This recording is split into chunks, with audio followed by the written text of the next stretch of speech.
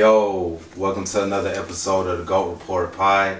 I'm your boy T-Man. And I'm your boy Dre. You can find us at Instagram, Spotify, Apple Podcasts, and YouTube. So we a lot of places. You can definitely check us out for sure. Yes, most definitely. Hit that subscribe button and support your boys.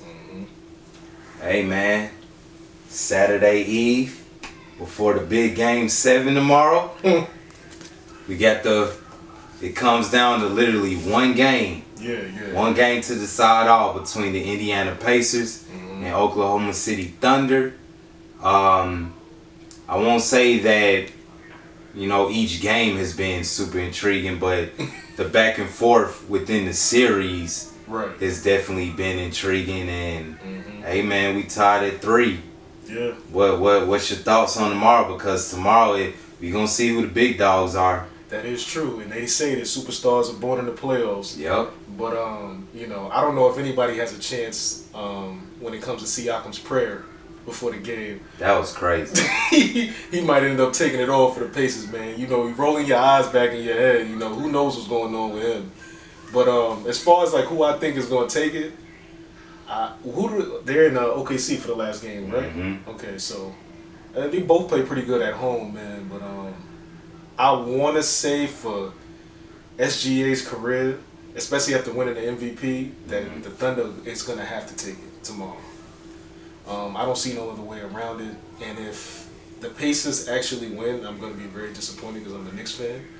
And I don't want to see Halliburton get a ring. But that's just me hating for my team. But I mean, if he wins, congratulations, whatever. but yeah, I could definitely see the Thunder definitely giving them a good fight for sure and taking it home, man. Yeah, it's weird because Oklahoma City to me showed their youth in Game 6. It's not so much that they got beat, but it's how they got beat and how quickly that game was over. For anyone that saw the final score, that wasn't even a true reflection of how that game went. Right. Oklahoma City got their ass whooped from the first quarter on. I mean, the game was pretty much over before halftime. Yeah. You could just tell, especially after that great pass from Tyrese Halliburton on the fast break to that poster dunk that Siakam did on Jalen Williams. So, again, it's how they lost. And right now, man, what scares me, yes, Oklahoma City should take it all. Right. You did put all this work in and been so dominant to get to the point where you had one final game in Oklahoma City. Yeah. But the fact that they beat y'all so badly, they're already an underdog. They've been an underdog throughout the whole playoffs. For sure. Everyone they've played. And they have nothing to lose. Right. They go about 8 to 9 deep. Anyone can score on their team. And they have one of the greatest coaches, in my opinion, of all time. Right. And I mean, he's a much greater coach than the Thunder's coach. Yeah. I'm scared for Oklahoma City. I'm scared for Oklahoma City because I feel their only way of winning tomorrow's game is if they blow Indiana out. I feel like if that game is close, in the fourth quarter, single-digit game, I believe Indiana is going to take it. Just off the fact that if you get Halliburton to the final minutes of the game, he's already proven that he can hit and close for you. I mean, he has 5 game-winning or game-tying shots in the playoffs at 5, I believe. I mean, Siakam, they can go to him in the clutch. He's definitely that. Even though he's been a proven champion, but he's definitely an X factor on that team. Man. Yeah. And that's what I think they got to worry about too, because of him being able to score and rebound, and he plays physical. He can make it from the free throw line. So I think that the only way they're gonna at least have a shot, like a real shot, they're gonna have to close Halliburton up like they did them last 2 games. I want to say 2 games previous to them losing, which is what, game 3 and 4? No, 4 and 5. 4 and 5, 4 and 5, I want to say, yeah. make sure that he is locked down for that second half and force Siakam to be the man on that team. Because if he's not, and they end up playing off each other, and Halliburton feels like he's confident enough to take those wild 3-point shots, yeah, it might be over for the Thunder, man.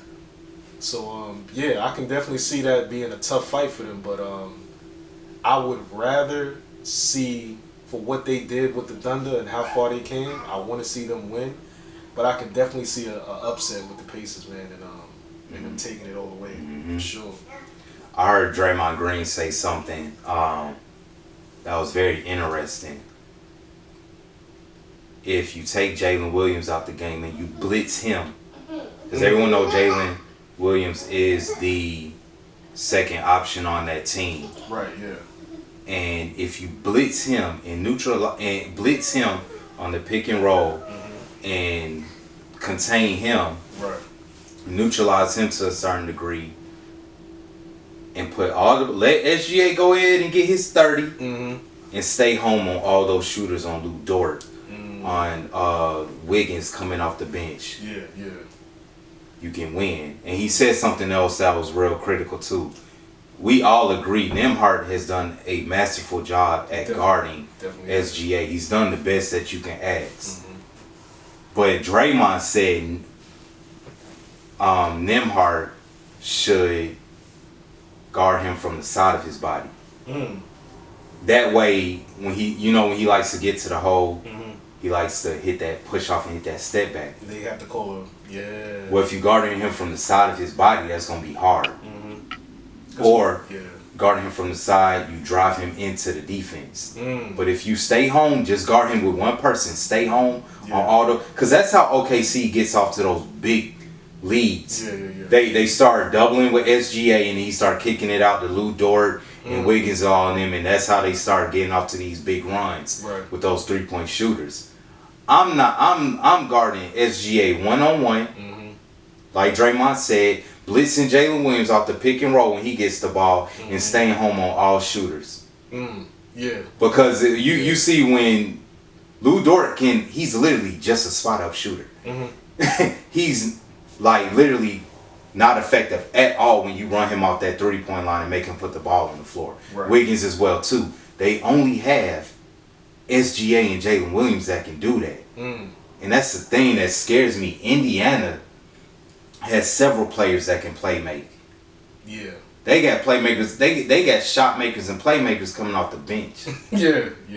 So I feel that Indiana has more ways to win. It's just that they don't have that bona fide go-to player like OKC has in SGA. So that's what's going to make it an interesting matchup. So let me ask you this. What player do you feel has the most pressure on them tomorrow? Oh, on the Thunder? Well, out of everyone that's playing tomorrow. Out of all the pressure, I mean, to be honest with you, man, if they don't slow down, okay, if SGA gets hot, we know the game is over. If he even touches maybe close to 20 points going into the third quarter, I mean, we just call that game, it's a done deal. But I just feel like, honestly, this might be, I don't know how some people are going to take it, but if Halliburton gets hot late in the third quarter, he will be the guy that they're going to have to put that pressure on. Like I said before, if his confidence reaches a certain level in that second half, he will pull from wherever on that court. And he will make whatever play he wants. He even has an assist to, I forgot who it was, but he spent and then threw the ball. Like, and this is in the playoffs. Yeah, it's a Siakam. We in the finals. We in the finals. And this dude is doing this. This is stuff that we saw on N1 mixtapes back when we were growing up. You know what I'm saying? So I feel like that if Halliburton is able to get that confidence that he always loves to play with in those finals moments, in those playoff moments, that's the person that they're gonna have to worry about as far as pressure is concerned. And like you said, they have too many ways of scoring on that team. Yeah. But if Halliburton wants to take it on his shoulders, he's definitely shown us he can do that, and he will. Yeah. Especially to prove that, you know, he's a solidified NBA star. Yeah. Yeah. Because I mean, you hit it right on the nail. When Tyrese Halliburton is aggressive, and is playing free, it's hard. For sure, man. It's hard if you really look at the trend, the games they lost, he wasn't aggressive scoring. His field goal attempts were in single digits, but the games where he was aggressive, pushing the pace, making OKC adjust to their fast pace of the game, getting to the rim in the middle and teeth of the defense, taking those 3-pointers, playmaking for others, they've won. Yes. So, like I said, Game 7, man, palms get sweaty. Look, it's one game left. Yeah. And I'm going to be honest. With the landscape of the NBA now, it's going to be extremely hard for OKC to win a ring if they don't win tomorrow. Yeah. Because everyone is going to copy or try and build their team to beat them. Specifically them. Yeah. And you didn't win. It's going to be easier for you to repeat than it is for you to win the first ring after a loss. Yeah. You know what I mean? Yeah. Because, typically you playing with house money next year if you win tomorrow. Especially if y'all don't make any adjustments with y'all roster. Right.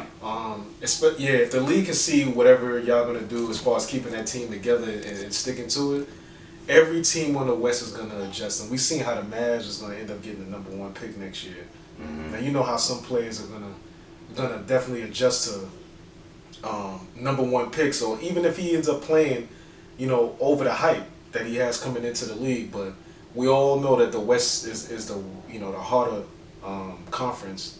For sure. So you're definitely right, man. They're gonna definitely have to get stuff together, man, and they're gonna have to win. Yeah, I definitely am anticipating a very close game tomorrow.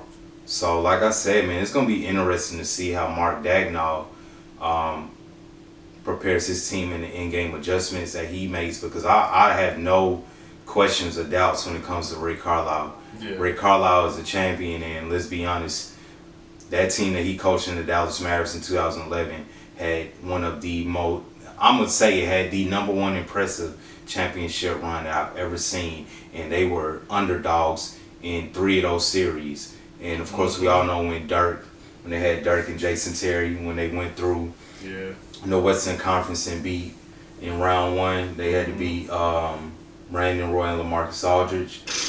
And then they swept. Roy, I haven't heard that name. Come on, in a minute, man. Come on. Damn, yeah. Then they swept Kobe and the Lakers in round 2. Then they beat KD, James Harden and Russ in the Western Conference Finals, and then they beat LeBron in Miami in the finals. I believe that was their first championship run, right, for the Heat. Yep. Yeah. They lost that one.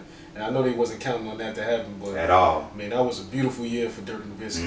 You know what I'm saying? Especially, not too long after he ended up retiring. So basically, that was really a farewell championship run, man. Yeah. But Dirk Nowitzki, I feel like he definitely earned that. Without a doubt, for sure. So that gives our listeners context as to who Rick Carlisle is. Oh yeah, for sure. His resume is for real, man. It's for real. He knows how to make those rotations definitely off the bench, man. He makes everybody on that team feel like they can get it done. He's the oldest coach in the league, and let's not forget, he played on those 80s Boston Celtics team with Larry Bird. So this man is a proven winner. He's seen it all the way around. Yeah. Brilliant basketball mind. Tomorrow's going to be another day in the office for him.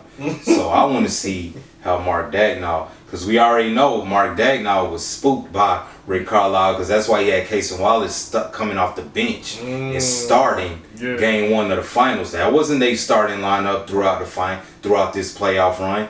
But he knows who he's coaching against. Right. So, yeah, man, the basketball guys gave us a great matchup. No one expected it to go 7. Yeah. Nobody expected it to go 7.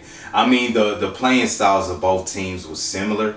I definitely thought it had the potential of going 6 for sure. Yeah. But 7, I don't think a lot of people felt that, just off how dominant OKC has been throughout the year in this playoff run. But hey, man, Indiana's real. Yeah. I really wanted to count them out early. Especially with the way you have that the Knicks conference. The Knicks series went.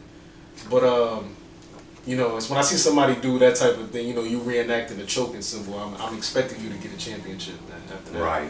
You really can't. You know what I mean? You have no choice but to go all the way with this. But they've really showed some fight. I can't even front, man. I'm really surprised, and they definitely playing great basketball, man. So Yeah. it's been it's going to be hopefully an entertaining game 7. Mm-hmm. Yeah. Look, Halliburton. The talk around his name has been, is he a superstar? Hey, go prove it tomorrow. Yeah, for you sure. got the perfect platform to prove it. You got one game for the whole thing. Yeah. Go prove it tomorrow. That is true. Or Can't at get no least, bigger than that, or at least move the measuring stick closer to superstar. I don't. Right, yeah. I think he's, and it's no shade. Tyrese Halliburton is a very good player, but I do think Indiana is a great system built around his strengths. Mm-hmm. He does have flaws as a player, but I mean, I love him as a player. Yeah. He has the Jason Kidd type feel to me, Magic Johnson type feel to me. I mean, Tyrese facilitator that can score here and there, and the thing is, he can close games. So that is on the thing of superstar when you're able to close games. Right. But do I personally, to me, I still think even if he does get this chip, he's still an NBA star. Right. I don't know if he'll ever cross that. I don't know if he's ready to cross that threshold yet. Right. But I do think he's a very good player, and he has plenty of time left in his career. So yeah. I mean, I'm not hitting you up saying, "Hey, Dre, let's go see Tyrese Halliburton. He playing the Hawks today. Let's go to State Farm." I'm not buying no ticket. So he doesn't have that box office appeal to me. But again, hey man, if you win tomorrow, one thing we can't say is you're not a champ. So you can definitely always take that all the way wherever you want to take it. You can brag. You can brag, bro. Yeah, like, sure. listen, I got a chip. So against the #1 dominant team of this season, and with the current reigning MVP on that team as well. So yeah, man, and I feel like if he has any type of motivation, it should be when he didn't get that finals trophy, but Siakam did. So he should definitely push him this game and see if he can get that finals MVP, man. Yeah. Yeah. Well, with that being said, again, it's gonna come down to coaching. I mean, that really was the determining factor between the Knicks and the Indiana series. Tom Thibodeau got his ass out coached, but we'll get into that. Hey man, I definitely want to talk about how the Eastern Conference playoffs literally saved us. The Western Conference run was trash. After LeBron and them get beat in the first round, trash. The Western Conference matchups was horrible. But the Eastern Conference, man. So I want to ask you, what was your favorite matchup from this whole Eastern Conference playoffs run? What series or matchup? Knicks Boston. Yeah. Knicks Boston was definitely my favorite matchup. And it's really, of course, that's a legendary matchup. They've been rivals for whatever, Very historic. Very historic time. I do like to see them play each other. I do like, Jason Tatum and Jaylen Brown actually going out there and playing their heart out. And I do like the fact that it forces the Knicks to play a lot harder during those matchups, man. But that is my favorite. I'm glad that they beat them, but they treated it as if that was a championship series. Yeah. By letting go 2 games to the Pacers, man. But as far as the most entertaining series to me, it was definitely Knicks and Boston, man, for sure. Unfortunately, Jason Tatum ended up, with the season-ending injury. But, whenever he comes back, he'll come back strong, man. But there wasn't a matchup better than that. The Knicks and Detroit series was, it was cool. It was a good first round. Yeah, it was good. It was a warm-up. It was right, for sure. You know what I'm saying? But it went like 0 to 45, 50, and then when they hit Boston, it went to like 90 to 100.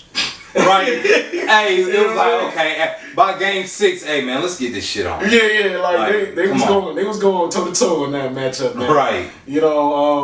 Boston really need to figure out their situation as far as whether or not they want to decide if they want to shoot from the 3-point line or actually attack the basket or the paint. That's a coaching issue as well. But I don't want to give y'all any advice because we're going to have to play y'all next year. But, you know what I'm saying? So, but favorite matchup, Knicks-Boston. It's not because I'm a Knicks fan. It's just because it was the best series in my opinion at that time. So, yeah. I'm gonna be honest, man. I'm torn between Knicks and Boston and Knicks Pacers because I was looking forward to the Knicks getting their lick back against Indiana. Because Halliburton last year, if for our viewers, if y'all remember, everybody on the Knicks got hurt. First off, I don't even think they had Julius Randle for that whole series last year against Indiana. Then OG tore his hamstring. Then Jalen Brunson got hurt, and they had a game 7 in New York, and Halliburton wants to wear his little shirt bragging. What was it, Reggie Miller? Yeah, it was a Reggie Miller joint, man. But the kicker was he wore it after they won. Yeah. He didn't come into the arena before game 7. And that's what makes it a little corny, man. Yeah. Reggie Miller was talking trash that whole time in his series. Like, exactly. This dude is like, you want to secure the win first, then talk trash. But I mean, yeah, I see what you mean, bro. It's just, man. I'm gonna go. I'll say this. I thought New York had a chance against Boston, but I'm gonna be honest. I felt Boston was gonna win in 6, just because they were the champs. Oh, for sure. Yeah. But to me, I was extremely excited for the Knicks and Pacers because I wanted to see. Okay, Halliburton. Now Jalen Brunson, everyone healthy. Let's get it. Let's see what you got. Yeah. And I mean, it was an exciting series, but of course Tom Thibodeau screwed it up with his rotations, not getting his bench prepared, not having like literally 2 to 3 reliable players coming off the bench that you know can give you productivity. It wasn't that he didn't have it. I felt like you didn't know who they were. And that's the you were just trying them out when you needed them by like what, game 3 and game 4. Yeah. Wearing your starters into the ground like you do all season. I mean, that's the MO around Tom Thibodeau. Listen, he is not a championship coach. His tag is he can get you to the conference finals, but that's about it. Because again, he got out coached by Rick Carlisle. But I know that's your team. So what's your thoughts? I definitely do agree with that. He had a lot to do with like you said, not knowing his team. You have 82 games during the season. They've had games where they've had a 15, 20-point lead. Throw them in and see if they can rotate. Even a 10-point lead, let them see how they play. You have to test run your team, because if you plan on getting them a championship, how do you know who you're dealing with and when are you going to play them? It was really upsetting at the fact that it happened like that too, because you can see the wear on Josh Hart. Oh. You can see the wear on everybody on that team, even Brunson. So it's just like, we got to get to the point where I think that played a part in a lot of his I've heard that it wasn't just a random response to him getting fired, with this playoff series. It wasn't random. It was them seeing that the situation was, okay, if you don't get past this certain point and we don't win a chip, you're going to go, because you're clearly not, playing your full team and knowing what their strengths are. So they want to go with a new look, and then they should. I mean, as they should, but I really feel like they should have had somebody lined up after. That's the mistake. Yeah, that's a mistake they definitely have. So I would have just listen.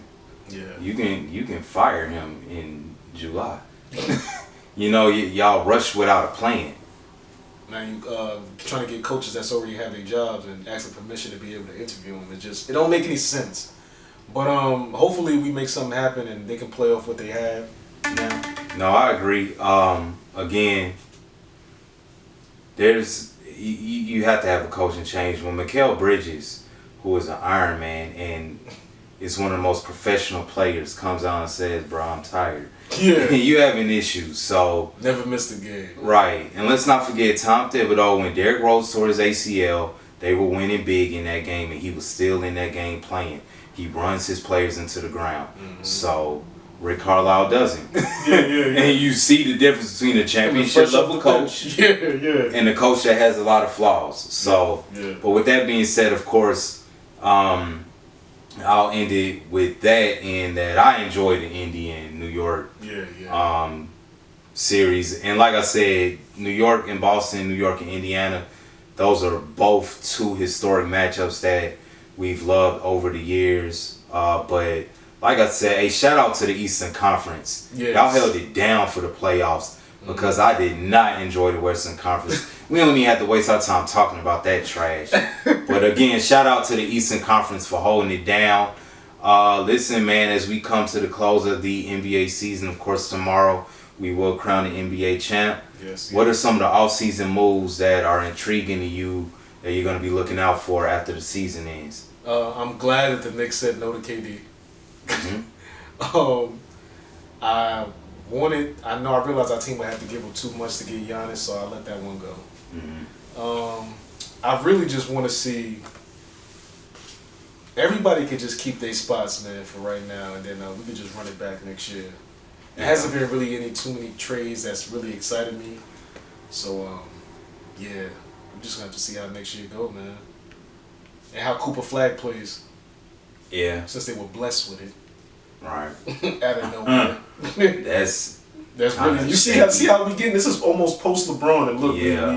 you see what the league is going into, so. Right. Yeah, man, so we'll just see how it goes, so hopefully it looks a lot better than what it is now.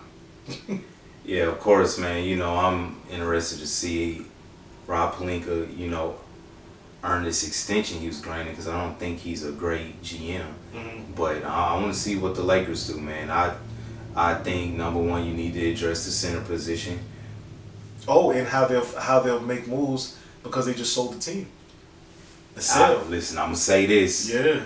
Jeannie Buss, I got a lot of respect for the Buss family, but the rumors are it was running like a mom and pop shop. A lot of friends getting hired. I want to see somebody with some. Everyone knows that the Lakers are not that team is a family-owned team. It wasn't like Steve Ballmer or the Clippers, some billionaire that had all this money to purchase a team. No, right. The Lakers is the family business. That's their number one business. Now you got somebody with some deep pockets. Yeah. And of course, who's the owner of the LA Dodgers. And the key is Magic Johnson has ownership stake in the Dodgers and they're close friends. So I'm glad I feel at ease that they are selling the team. Because they always have cap issues and money issues in terms of being able to afford big free agents. They haven't got a big free agent since LeBron. Everything else has had to been through a trade. So you got an owner with some deep pockets, and if you look at the trajectory of the LA Dodgers after he came over, I believe they won 2 chips. So I want to see. Even though baseball it's not a cap league, a salary cap league like the NBA, but I still want to see how he works his magic because I know they're getting a majority owner who's not afraid to shell out some dollars to the team. So I do. LeBron, give us 2 more years, bro.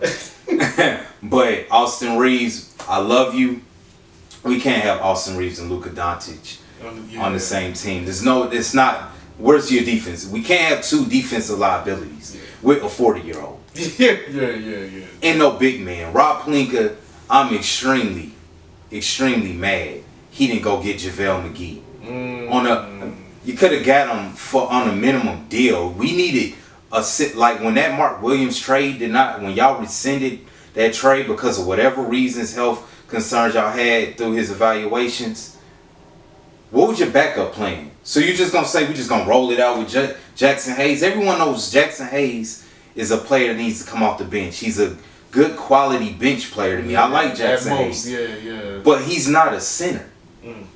He's not a starting center. But you know what? They relied on everything LeBron doing everything. They did. And that's the same MO he's always had throughout his career, and that's the problem. So hopefully, like you said, with this deal, somebody can make some moves and actually get them a solid power forward center and just lock that in, man.